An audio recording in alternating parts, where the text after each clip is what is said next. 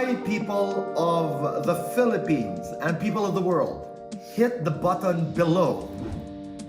And you will be subscribing to the Boy Abunda Talk channel on YouTube. Let's keep talking.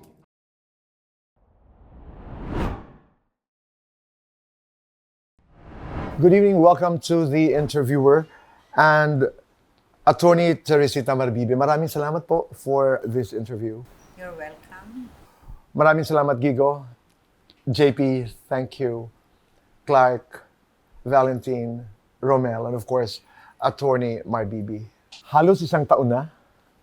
Naalala ko, Gigo, the story officially broke when you actually came out on TV Patrol. But I'm not going to go back there. How are you today? What I would say is I am doing my best to be okay. Like, I will not lie and say that everything is good, but I'm just taking it one step at a time. You're trying your very best to be okay. JP, ikaw, how are you now? So far, getting okay. Like, on a daily basis, Tito Boy, baby step para, mag-recover. Like, now, I'm working okay, then, baby step ako para mag-grow pa. And sa nangyari, I don't dwell too much kasi it gives me stress. So, ngayon, parang dinidisregard ko na lang siya. Kasi, my life must go on, whatever happens. Clark. Madalas na tanong sa amin yan, Tito Boy. Ay, hirap sagutin, pero ang madalas kong sagot is, I'm okay, but I'm not yet that fine.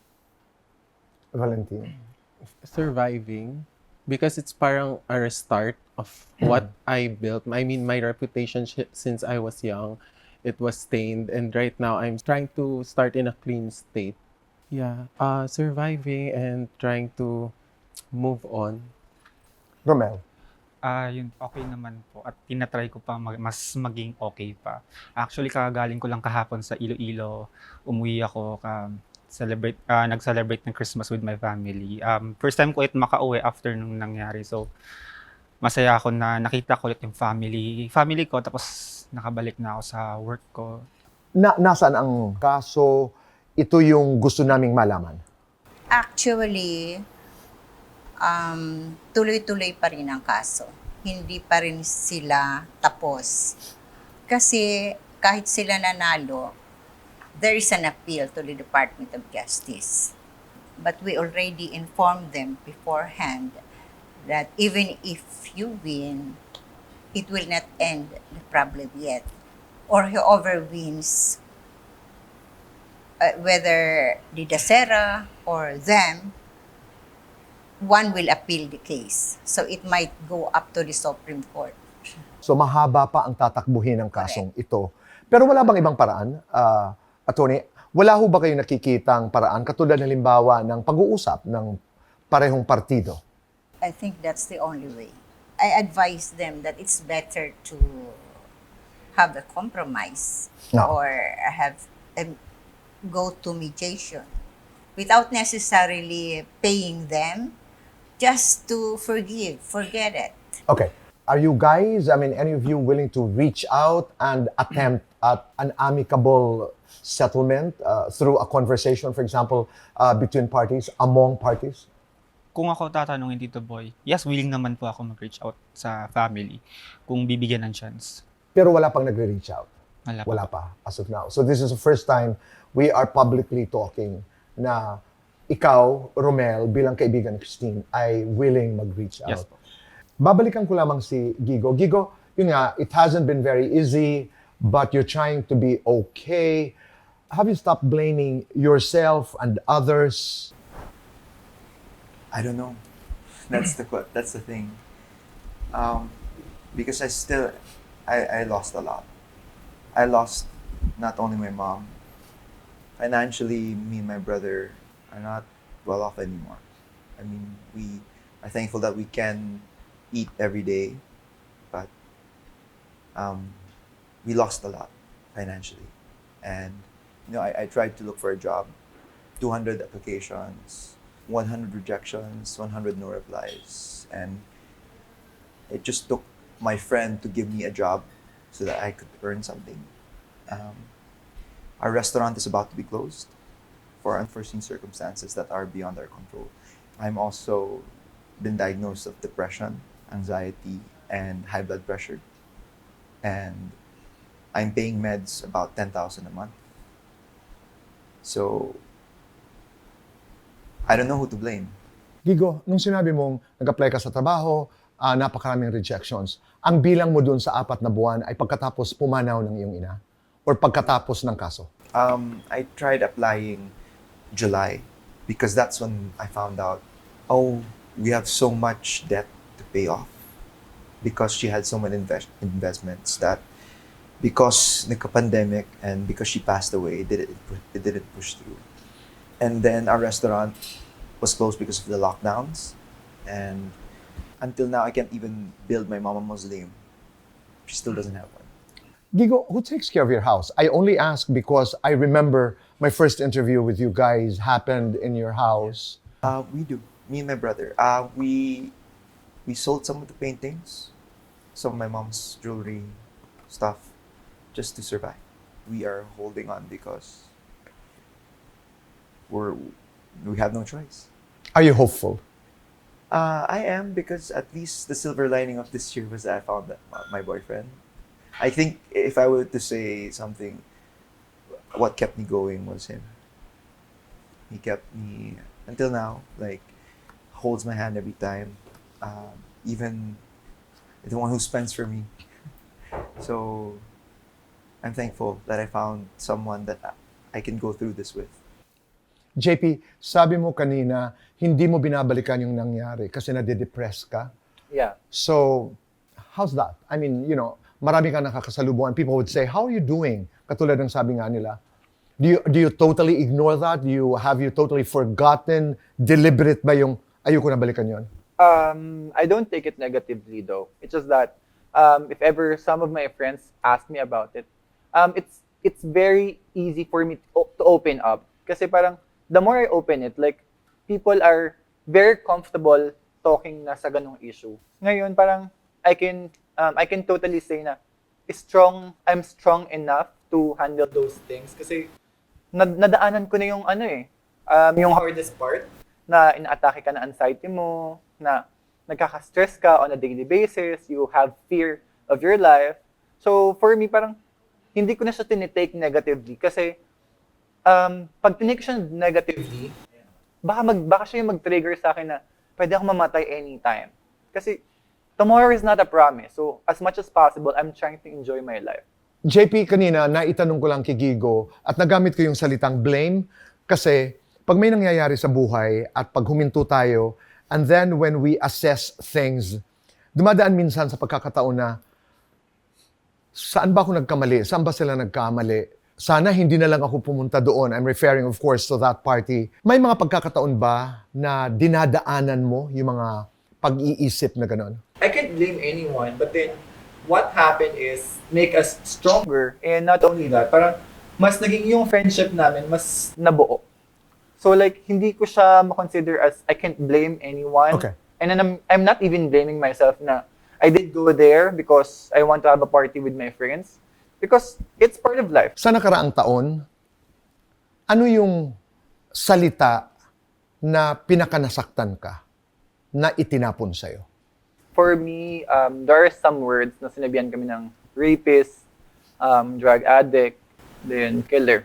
Paano ito sinasabi? Social Social media o harapan? through social media. Do you respond? No. Ikaw, Gigo, do you respond pag may mga ibinabato sa iyo? As much as possible, I'll try not to, because some of them are, obviously trolls. They don't have real, profiles, but it's painful to hear. You deserve this. Your mom died kasi karma mo to. They throw Somebody told you that? multiple people that I deserve it daw because mayaman daw kami. Because sa ginawa ko daw kay Christine, I'm like, I tried saving her, That was my intention. But it was impossible. And yet, masasabihan pa ako na Deserve mo mamatay ng nanay.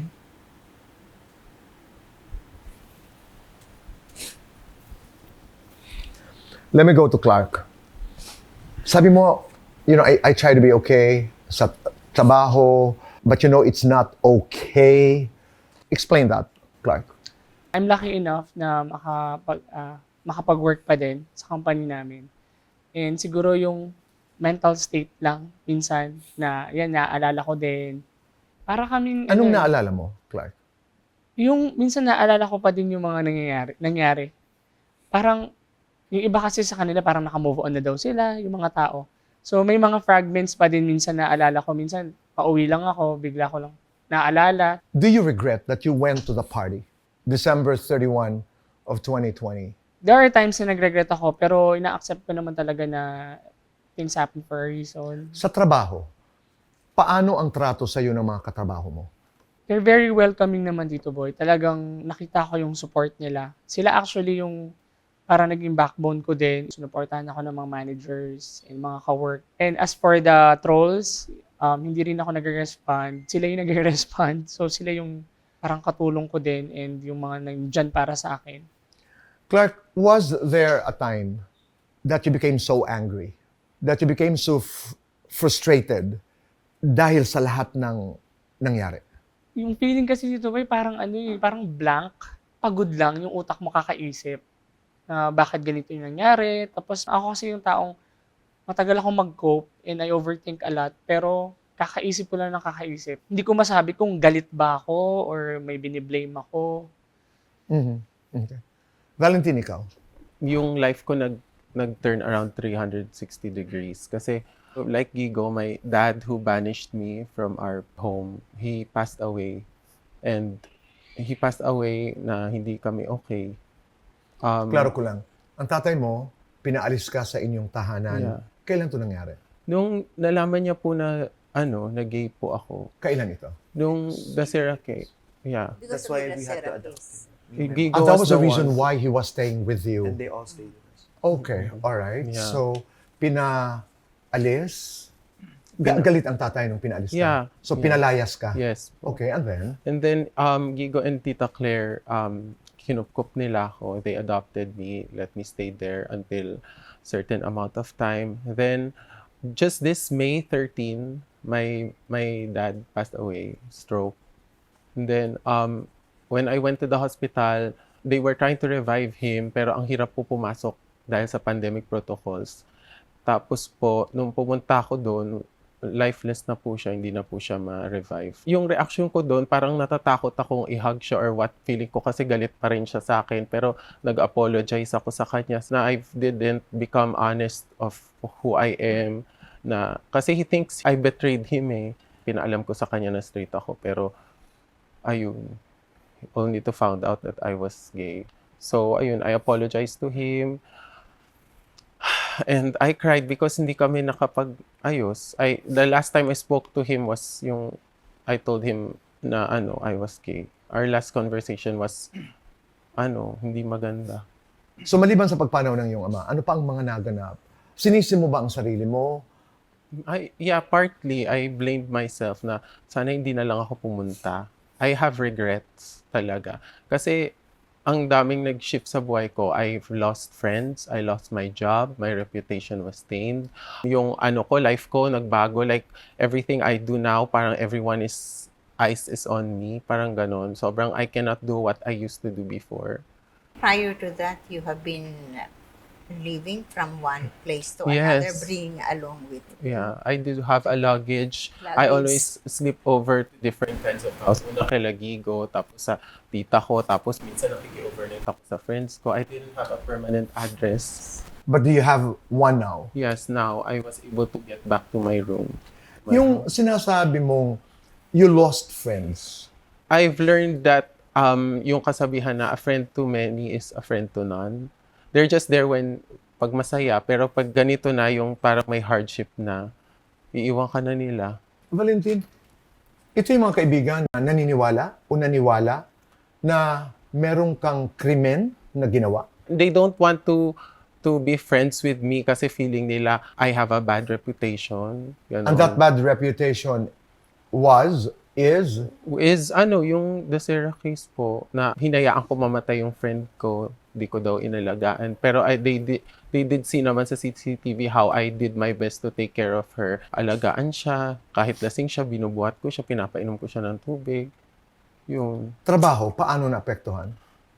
Ayun, natanggal po ako sa work ko. Tapos Natanggal ka sa work mo dahil sa kasong yes ito? po. Sobrang tagal ko pong nabakante. And now, may work akong bago, pero I cannot disclose yung company. What was that about Secretary Panelo that you were so bashed?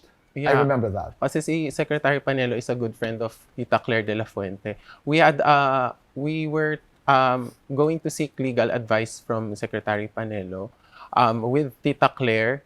And then, unfortunately, Tita Claire was diagnosed with COVID. So, dinelay. I mean, parang kinancel yung meeting. Then, when Tita Claire passed away, after a while, doon na lang kami ulit itinuloy yung for legal consultation with Secretary Panelo. Then we took pictures. I posted it on my Instagram, and then a lot of people judged or bashed me. I removed the post kasi I don't want to be associated with politics. So I deleted the post. Pero it was too late. A lot of people already have screenshots of it. We were bashed thinking that we all have the same political views even though we do not. Was it you who also posted something that you were in a party? I was in that party but I didn't post anything. Okay. Nahagip lang ako ng camera of someone who is in the party then. It became viral because they saw me ng pandemic tas nagpa-party sa club. So, yun rin yung isang aspect ng buhay ko na parang grabe yung change. Kasi parang, hala, hindi na nga ako nag-story. Nahagip lang ako ng camera and all eyes was on me again. Nagalit ka? Dahil ikaw yung pinaka-bashed. Naiinis ako sa mga taong, yung kakilala ko personally. Pero pag kunyari, mga taong hindi ko na makikilala or what, nagsasabi ng bad words against me, wala akong pake kasi I do not know them personally. Hindi nila ako nakikita in person hanggang salita lang sila. So, bakit ako maapektuhan sa inyo? Hindi ko nga kayo kilala. That has been an issue between our group before. And we always teach him naman. I think at the start, he wasn't aware of what was happening. Like, there would be times where he would post something na told him not to, and then he would just, I guess he thought it was okay. And then it would blow up. Okay. And we would be involved, even though he never got our permission. And of course, we got mad because he was, he didn't, listen to us. But Pero sinasabihan niyo siya. yes, Oo. I think he's just not aware. Even my mom was giving him advice and lectures. Na that's not, he's not used to this type of life that everybody's watching, everybody's paying attention, and people would want to criticize us now, especially because we have to defend ourselves. Okay. I get it. Rommel, sabi ni Valentine, oo, marami akong regrets. Sana hindi na lang ako pumunta doon sa party. Oo, marami akong pinagdaanan. What is your story? Ako, Tito Boy, kung tatanungin mo, to be honest, nagagalit din ako. Kung tatanungin kung nag-regret talaga ako. Bakit ako nandun? Supposed to be nasa ibang party ako with the cabin crew and nasa mall kami kumakain sa labas. Pero nandun ako. At hindi mawala-wala sa akin yung sisi kung bakit sumunod ako doon. Bakit ako umoo kay Tin na pumunta doon sa New Year's Eve na yon. Ano mga pinagdaanan mo nung nakaraang taon? Aside from the work, from the work that we talked about earlier. Siyempre na-bash din po.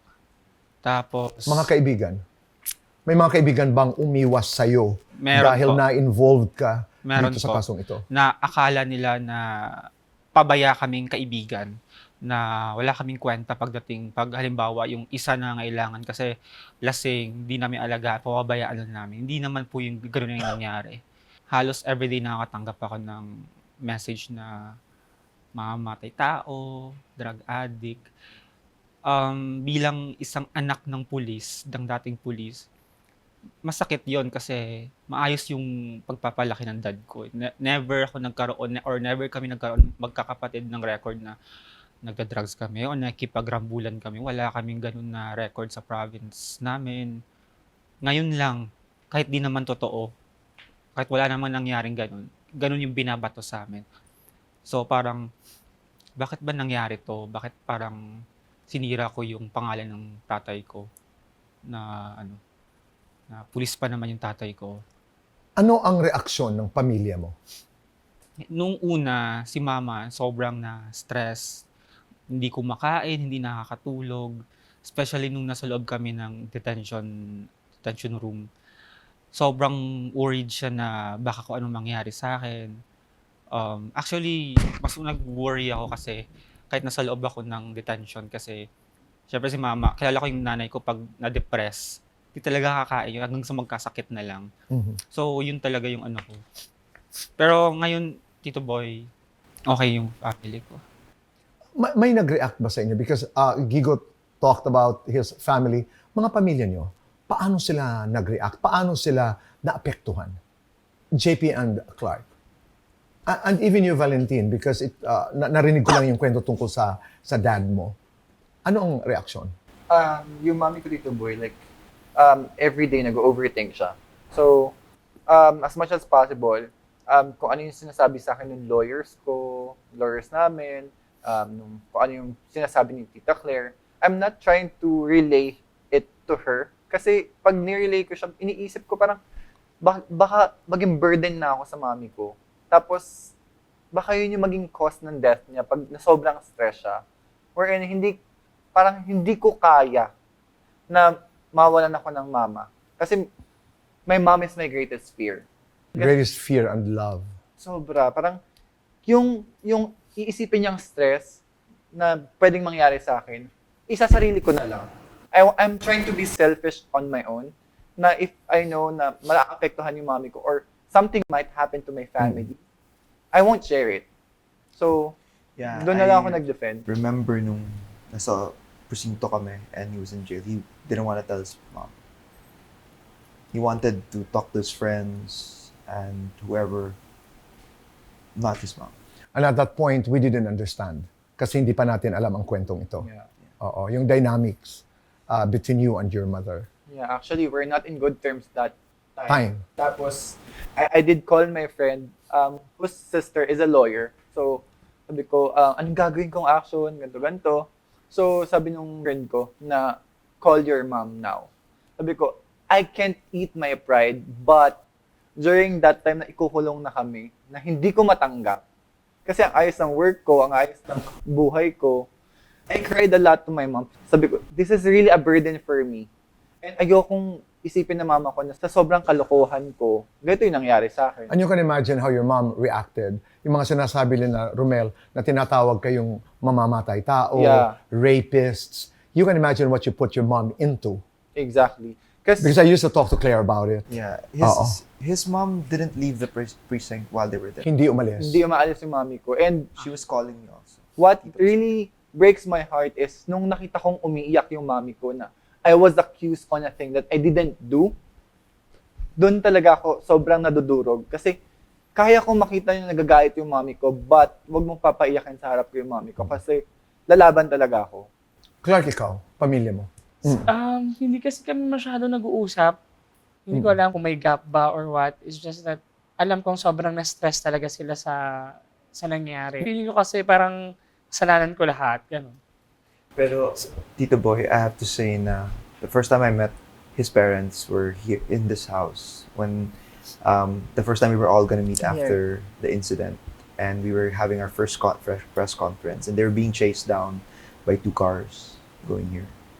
And both his parents were, I think, on the brink of tears sometimes, and they were worried, and they were about love. I think they don't speak a lot about it, but even I could feel parang, the love that they had for Clark. Yeah. That's why I had to hug them also. Iba-iba tayo ng coping style. May hindi man magsalita siguro, di ba, Clark? Nahihirapan ako mag-cope noon kasi hindi kami masyado nag-uusap. So parang feeling ko parang ang sama ako or parang bakit ba nangyari to, ganyan. Na sobrang alam ko na disappointed sila sa akin, ganyan. I'm hoping na hindi na rin sila ganun ka-stress. Oo. Like, kasi syempre, parang may traumatic din kasi sa kanila. So parang, I'm hoping na huwag na lang din nila masyadong isipin or huwag na sila masyadong mag-overthink about sa case. That is the thing about incidents like this one. Kasi pag nariyan na, it's not just about us, it's not just about you, but it's about families and the way they cope with the situation. I don't think about myself na nung masyado Ayun. I don't care. Wala na akong pakialam sa akin. Ang paki ko lang sila papa. But, pag nakita ako, malungkot sila. And kahit hindi kami nag-uusap, alam ko nahihirapan sila. So, ako din yung nahihirapan. I may appear to be okay all the time. Lumalabas ako with friends kasi yun yung time na nakakapag-open up ako sa kanila ng problem ko. Kasi parang feeling ko, mahirap mag-open sa kanila kasi parang ayoko nang bigyan na sila ng problema. I can imagine people, yung anak niyan ay na-involved doon. Yeah. Di ba? So even without knowing the story, markado ka. At ang nagdudusa ay ang iyong magulang. Yes. Yes, po dito. Valentine, aside from dad, how is your relationship with the other members of the family? Watak-watak po kami. Yung bunso kong kapatid, nasa tita ko. Ako po, nasa bahay po namin, which is yun na lang po yung naiwan ng papa ko sa amin. Kasama ko po yung ate ko and asawa niya and yung baby nila. Hati-hati kami sa bill sa bahay. Of course, may balance pa sa legal fees. Ang dami ko pong bayarin now. Buti na lang I landed a job. Tapos, I'm learning to save and to set aside some funds. Life has not been easy. Attorney Teresita, why are you doing this? His mom is my best friend. We're talking about Claire, Claire. the late Claire She de la was my Fuente. best friend. So, and I know they're innocent. I feel for them. I know their parents, the sufferings of their parents, and it is my responsibility now to protect them, to defend them. They're like your children now. They are like my children. That's why I call them my alagas. Okay. From the very beginning, I called them my alaga. Okay. Isa lang, ano ang pinakamalaking nabago sa inyo? Ikaw, Gigo. Everything. Ikaw, JP. Madami dito, boy. Like, yung buhay ko ngayon, sobrang nagbago. Kasi, I'm setting goals to myself na to move forward by 2022. I'm trying to make things on my own na kailangan ako na lang. I need to be strong for myself. And I don't want anything to be involved with my family. Okay. Ayoko maging burden sa kanila. Clark, ikaw. More on knowing my limitations na every time na may gagawin ako, iniisip ko talaga 100 times Bago mo gawin. bago ko gawin. Kahit mismong sabihin ko lang sa isang tao, iniisip ko talaga siya maraming beses na ayoko nang magkamali. Valentine. Yeah, madami din, Tito Boy, like adjusting to the new kind of life that I have now. Yeah, like learning my responsibility, saving that I need to do this, I need to do that. Rommel, ikaw. Laking impact din sa family ko yung nangyari.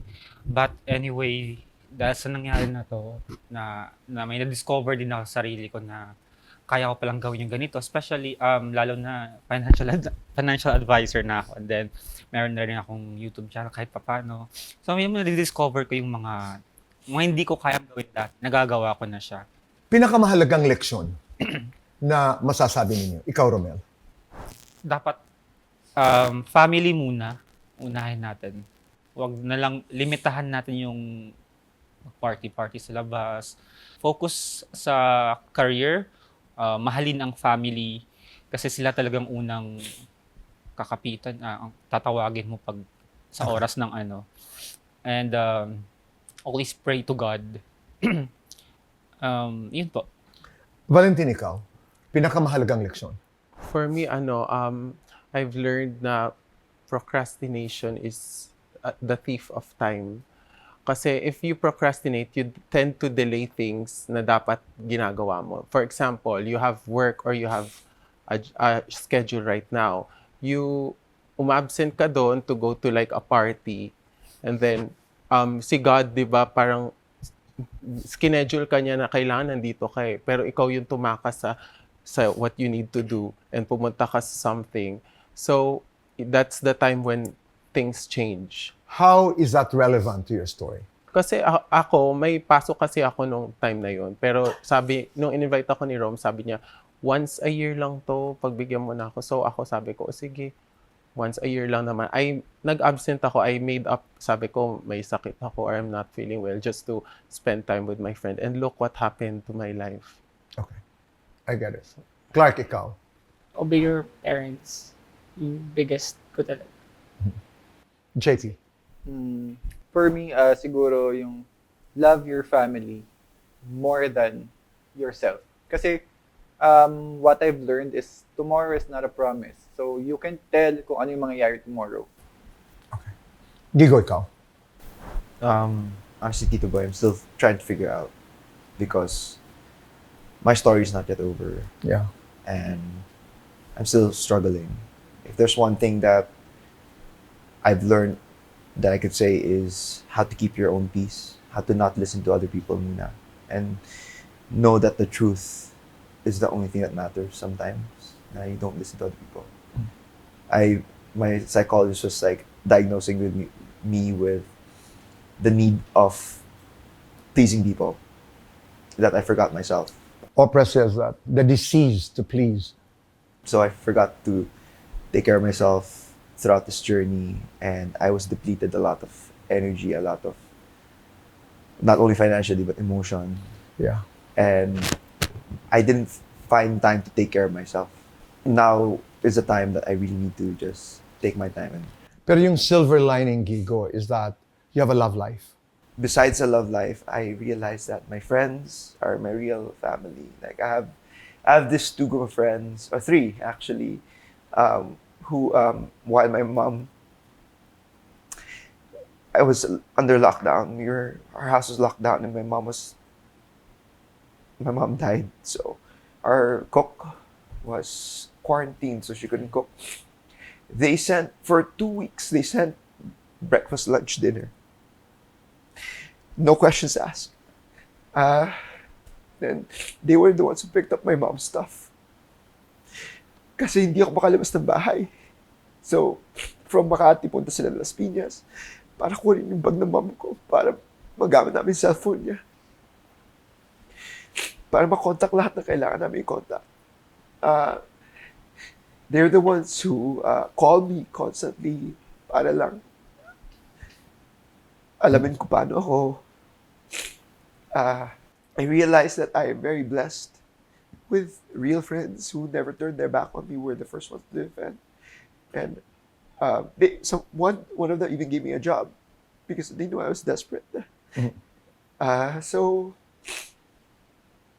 yeah, the silver lining is that through this struggle, you do realize who your real friends are and That's right. your real family. I wanted to ask you this the first time we spoke because I want to have a better understanding of why you guys were in that party. Di ba yung December 31 is one of the most important time we have that we should spend with family. Gusto ko maintindihan kung bakit naroon kayo.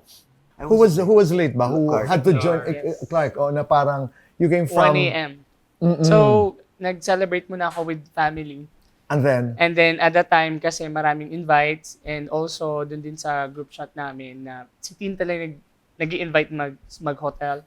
Ano ko rin kasi siya noon recruit ko rin siya sa work. Then sa family kasi parang lahat they're sleeping na. Parang, anong gagawin ko? It's New Year. so that was the reason why you went to the party. Yes. Okay. Romel, ikaw, ang dahilan ay... Well, Tito Boy, sa totoo lang, every year, nakaka-uwi talaga ako sa family ko tuwing Christmas Sa Iloilo? and New Year. Yes po. But since pandemic at maraming requirements pag umuwi, tinamad na ako. And then, nag-decide na lang ako na mag-spend with them. With friends. With friends. Oo. Oo. Valentine, ikaw.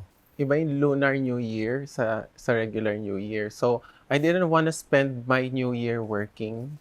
Gusto ko naman mag-take a break. So, kahit may pasok ako, sabi, nung niyaya ako ni Rom, I said, sige na nga, punta na ako dun. Okay. JP, ikaw. That time, Tito Boy, hindi kami good terms ng mommy ko. Mm, That's the reason why I choose to celebrate it with my friends. okay. Gigo, ikaw. Well, sort of a long story because October last year I was again in a car crash. I was a passenger in passenger seat. I was the only one not injured, and that kind of shook me, and that also nag-away ka ng mom ko because part of her blamed me for the accident when I told her, Ma, I was just asleep. I guess part of me was depressed, part of me was still traumatized, and part of me still wanted something good out of the year. And it was the only invite I got. And I said, I deserve this. I wanted to be happy, to have fun. And plus, para na rin lumandi. Yeah. You wanted to enjoy. Also because people canceled on us for New Year's. Our relatives said that they couldn't come anymore. And so it was just going to be me, my mom, my brother, and my baby girl. Okay. I don't know. I guess it just spiraled me down into this sadness that I said I wanted to get out of the house. And so I did. Okay. Attorney, so, pag sinasabi nga ng tao, nasa na ang kaso nila? Alam ko na pag-usapan natin kanina. Saan to, things that you can probably reveal to us. What is the next step? Insofar as you are concerned. We're just waiting for any resolution From from DOJ. DOJ for the PNP case, because remember there Yeah. were two investigations conducted on two agencies, the PNP and NBI. So as to PNP case, it's pending with the Department of Justice. As to the NBI case, it's still pending with the Prosecutor's Office of Makati. Okay. We tried to get in touch with Mrs. Sharon Dacera for an interview. Bukas po ang aming programa para sa inyong side of the story, because we would also like to know how you are doing and how you've been coping the past year or so. Last question. Right now, Gigo, what do you know for sure? That I'm not really okay, that I'm hurting, that there's a lot to process, that it will take a while. I have to go and deal with what I need to deal with. JP, ikaw. Life must go on. So, whatever triumphs you've been through, take it as a lesson. So, and from there, be responsible moving forward sa lahat ng action na gagawin mo. Then, always speaks for the truth. Kasi, kung ano yung totoo, yun yung para sa'yo. And at the same time, mag-ingat ka na lang palagi sa lahat ng gagawin mo. Make sure palaging nasa tabi mo si God. Yun yung sure na ako na always pray to God kung ano yung mangyayari. And sana palagi kanyang i-guide. What do you know for sure? I know for sure na the future is bright.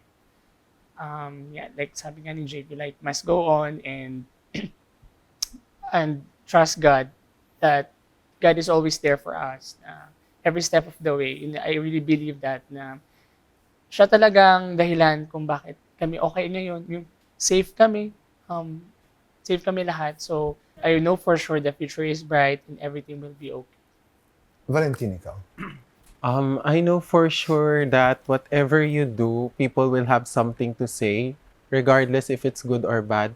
Kaya, sometimes sa bashers or what, nakakatamad na mag-explain, bash na lang nila ako, ganun na lang yung bash nyo na lang ako kasi ayoko na mag-explain, mas nakakatamad mag-explain. So, Rommel, ikaw. What I know is that we are all innocent. And wala dapat magsisihan sa nangyari. Walang may gusto sa nangyari na to. And sana, since Christmas naman, magpatawaran na lang yung both parties. Kung maaari. Nakakapagod na rin, Tito Boy. Pero, still hoping and still praying na maging okay lahat. Attorney Teresita, final words. I just hope everything also will be okay. I will continue to defend them, to protect them, and to fight if the two government agencies will not stop from suing them, prosecuting them. I know they're innocent. Their parents suffered a lot. And it is expensive. I don't want him to spend. We cannot do about it. Can't do away with it. There are papers to be prepared. We have staff also. One of your Working for lawyers them. died. Who was assigned to this case? Tama ho ba? Yes. they Attorney want Mike assigned Santiago. Attorney Mike. Attorney He was Mike the one Santiago. who actually picked me up Yeah. Right. in the precinct because I Naalala was ko yun. afraid. I was afraid of why were we being so delayed for an interview. So sa nakaraang taon, your mom passed on, your dad passed away, and then Attorney Mike, your lawyer, passed away. And the investigating The police detective. officer died. Right. The detective who The detective who conducted the mentioned investigation at the start that in Makati, PNP, on their side, the complainant also is the Philippine National Police of Makati. Ang bilis ng panahon, ang dami Represented, nang yeah. nangyari, Daming nangyari. ang daming pumanaw, ang daming buhay ang nabago. Yeah. Pero marami pa rin katanungan, marami pa rin mga bagay ang hindi natin nauunawaan. Pero gustong-gusto ko yung sinasabi nyo na in moments when, you know, we doubt, in moments when we do not understand, tatakbo ka talaga sa Diyos, tatakbo ka sa mga kaibigan that you discovered, tatakbo ka talaga sa pamilya na kahit anong mangyari, hindi ka iiwan. These are the lessons that we learned and we continue to learn. Thank you. Thank you for letting me into this journey. Because I'm also coming out of this journey knowing more than what I used to know about people, about this case, about other people, about parties maybe. And, you know, Gigo's point, which is different from yours, makes a lot of sense. You make a lot of sense. But you guys take good care of yourselves. Take good care of each other. Looking forward to, you know, a brighter 2022. Sabi nila, maganda raw ang taong 2022. So, Happy New Year. Happy New Happy Year. New Happy New Year. At maraming salamat mula sa aking puso. Thank you, Tito Thank Boy. you. Happy New Year. So mga kaibigan, maraming salamat for eavesdropping, for joining us. Thank you for listening into this conversation. And stay kind, stay blessed, stay compassionate. Make your nanays proud. God bless us all. And goodbye for now. Thank you. Hi, people of the Philippines and people of the world. Hit the button below. And you will be subscribing to the Boy Abunda Talk channel on YouTube. Let's keep talking.